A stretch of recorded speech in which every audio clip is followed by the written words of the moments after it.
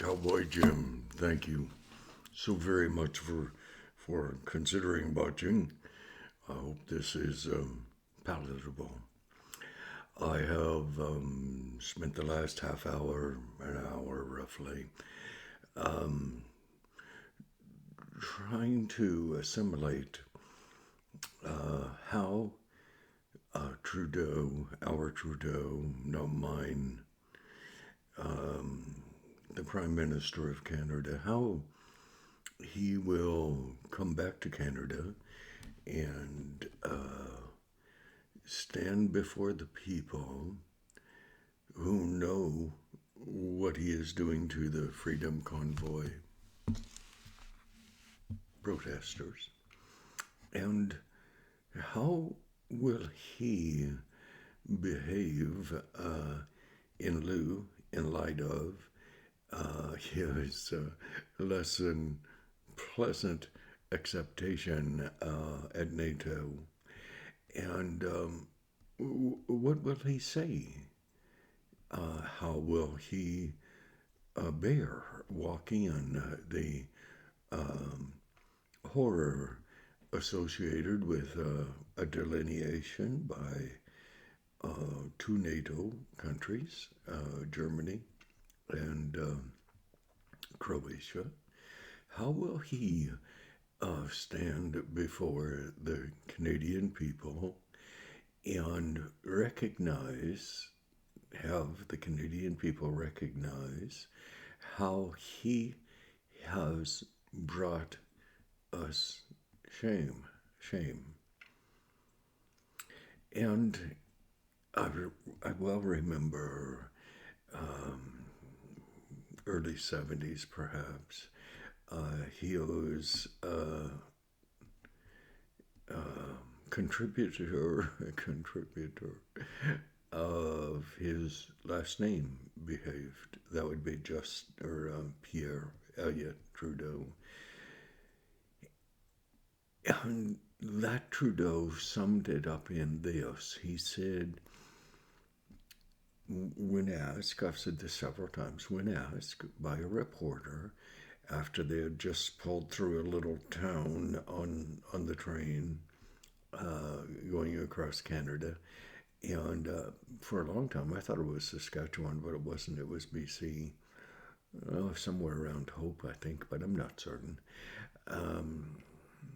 But it would be appropriate if it were Hope, BC. Because Trudeau, Pierre Elliott, this Prime Minister's contributor of his last name, stepdad really, I think, doesn't matter, who cares? But he said, Pierre Elliott Trudeau said, you can do anything to a Canadian citizen, and 3 months later they will re-elect you. And I have very, very little purpose in my life, which is somewhat, shall we say, unfortunate. But my purpose is good enough for me, I think. I'm trying to live today as though it is my last day. That's the way I live. That's the way I behave. That's the way I am. And I don't see any real reason to change. This is how I think Trudeau is going to deal with this. He is going to pretend that this slight, which was not a slight, it was big, huge slight against perhaps not Canada as much as against Trudeau.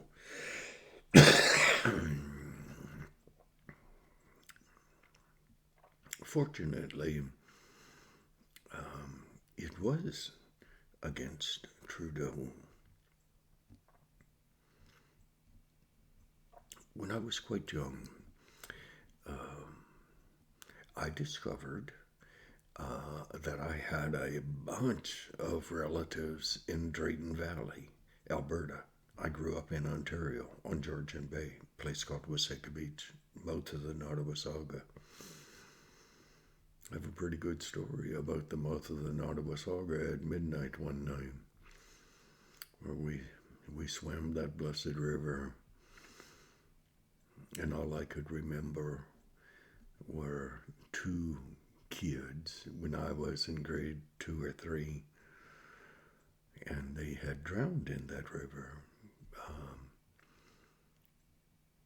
But you know, we do stupid things, but we do them with a certain degree level of confidence, not in ourselves, but then possibly in ourselves.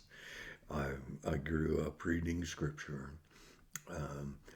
One of my strong scriptures that I clung to is, I can do all things through Jesus Christ who strengtheneth me. And that's the way I've behaved. Oh, don't get me wrong. Oh, I have not behaved well. No, not well. But anyways, I'm taking a shot at making shorter videos that have the same amount of content in them as the longer videos, and but just shorter.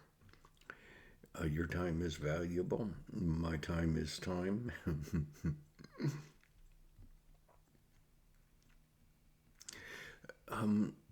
Will you walk in, as Canadians, Freedom Convoy truckers, will you walk in the words of Pierre Elliott Trudeau, who said, you can do anything to a Canadian citizen, and 3 months later they will re-elect you?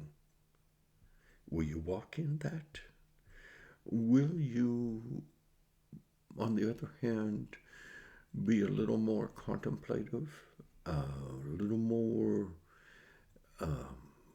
considering of what it is that politicians are trying diligently to make you walk in? Are you smart enough to digest information? Are you smart enough to keep notes? It's not a wrong thought just to set one page of paper aside on our notebook. Leave it on your dresser. Everything that you hear that Trudeau does that is contrary to what you, not me, you, believe is righteous, you keep track. You establish for yourself. You're smart enough. You don't need people like me to tell you anything. Shoot, I'm Irish. What in the world could I say to you that would impact you? Well, I'm trying to think of a few things. Not gotten anything jumping out at me lately. But you keep track of Trudeau and pick another 6 Canadian politicians, and you kind of allocate a page to them, and what they say that they should not say, that is abhorrent, that is counter to everything that you hold as near and dear. My dad said, you forget whatever you will. He said, you remember that you are a 3rd generation Irish Canadian. He said, you forget the rest. You remember that. My dad did not say a whole lot of stuff that I held as reverentially as my mom. But he did say a few pretty bright things.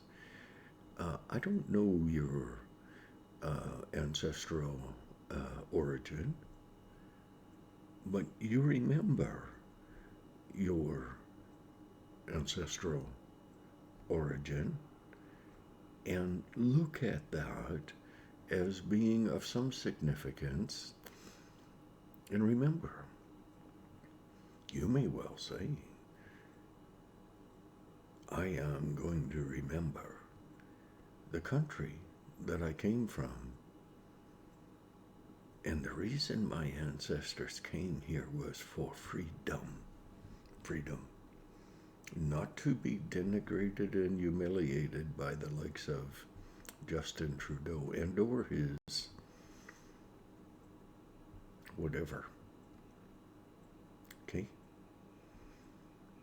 Establish for yourself. Go look in a mirror.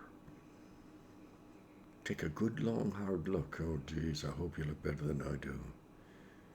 Not once in my entire life have I ever felt that I lived up to anyone's expectations in terms of appearance and all that sort of stuff.